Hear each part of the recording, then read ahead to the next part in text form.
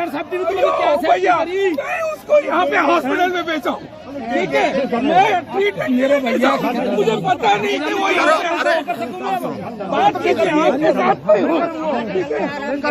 अरे रिफाइनरी में काम करने वाले कॉन्ट्रैक्ट लेबर की सुरक्षा को लेकर के निश्चित रूप से कहीं न कहीं पूरा मथुरा रिफाइनरी परिवार दिवंगत श्री ओम प्रकाश जी के परिवार के साथ है और उन्हें पूर्ण सहयोग व वित्तीय सहायता उपलब्ध करा रही है।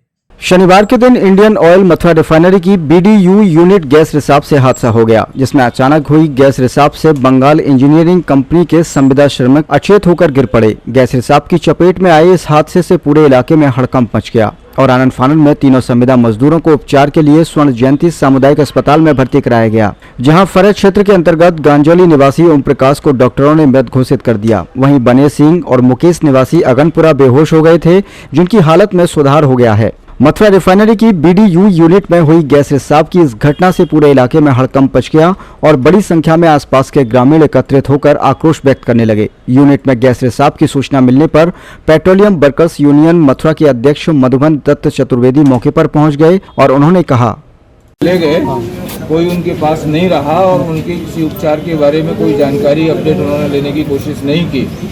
रिफाइनरी में लगातार कॉन्ट्रैक्ट लेबर बड़ी असुरक्षित स्थितियों में काम कर रहा है। हाल ही में छड़गांव का एक नौजवान कॉन्ट्रैक्ट वर्कर बुरी तरह जल गया था।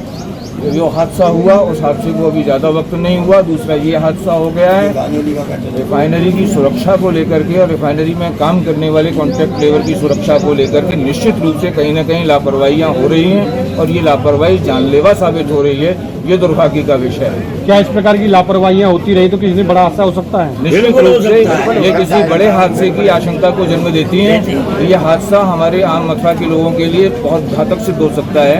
इसलिए रिफाइनरी को अपने सेफ्टी मेजर्स के बारे में फिर से समीक्षा करनी पड़ेगी और साथ के साथ रिफाइनरी में काम करने वाली जो लेबर है उसके भविष्य की और उसकी सुरक्षा की उसे प्राथमिकता में रखना पड़ेगा।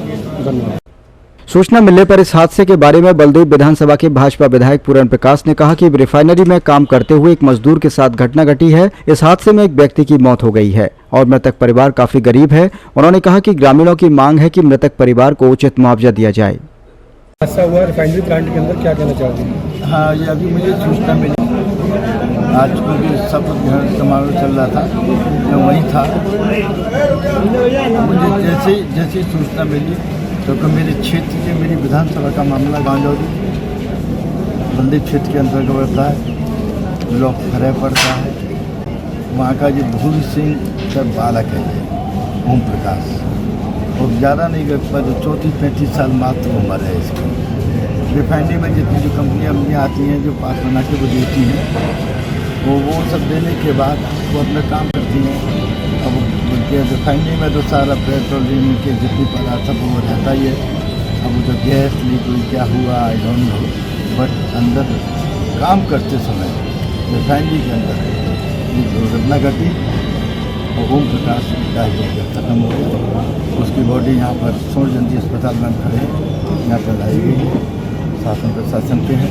अभी मेरी IOC से अधिकारियों से बात हुई है, जो कॉन्ट्रैक्ट के माध्यम से जो वो है उनको मुआवजा तो मैक्सिमम उसका जो मुआवजा बनता है ना, खाली जीवन का ख़त्म होने पर कोई कीमत नहीं होती है, लेकिन इतना ही है कि उसके परिवार की वो एक मात करता था, उसी वो परिवार की क्या मुआवजा की डिसाइड हुआ है? अभी डिसाइडेड तो जैसे आपकी जैसे मुझे बताया रिफाइनरी वालों ने कि 10 और 5 बाकी करके 5 जिस कॉन्ट्रैक्ट के अंडर में थे 20 के जी मान के निकल रहे मीडियर में एक जीवन में वो नहीं रहा है। उसकी कीमत तो मैंने पहले ही कह दिया था, लेकिन वो 20 में थोड़ा कम है। आज की उसको देखते हुए अगर एक बहन बेटी की शादी भी करने जा रहे हैं, आदमी कहीं भी देखें तो उसमें जब वो आदमी नहीं रहा तो उस परिवार को देखते हुए, उस माँ बाप को देखते हुए, उसकी परिस्थिति को देखते हुए इसमें जो उसका कंपनसेशन होता है। परिवार की क्या मांग है?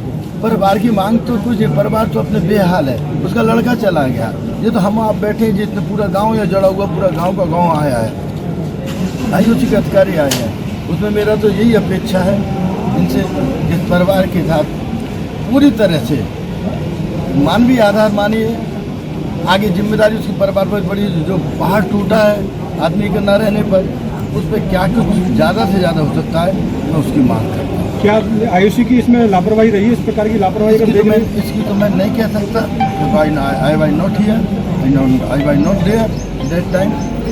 लेकिन जो भी रही हो, हम तो ये कहते हैं मेरे क्षेत्र का एक बालक खत्म हुआ है। क्या इस पर रिफाइनरी को भी अंकुश लगाना चाहिए, जांच की बैठक चाहिए? अभी आपका है कि कैसी कोई आती है, रिफाइनरी पूरा प्रिकॉशन रखना चाहिए, कहीं कैसी हुई है क्या चाहिए, जांच का विषय है, जांच के बाद है।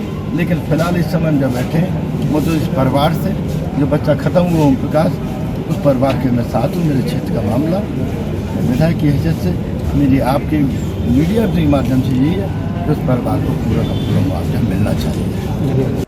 वहीं इस संबंध में मथुरा रिफाइनरी प्रबंधन से बात की गई तो मथुरा रिफाइनरी के मुख्य महाप्रबंधक प्रभारी मानव संसाधन पीटी सोलंकी ने बताया कि मथुरा रिफाइनरी परिवार इस दुख की घड़ी में गैस रिसाव हादसे में मृत हुए ओम प्रकाश के परिवार के साथ है। मृतक के परिवार की हर संभव मदद की जाएगी।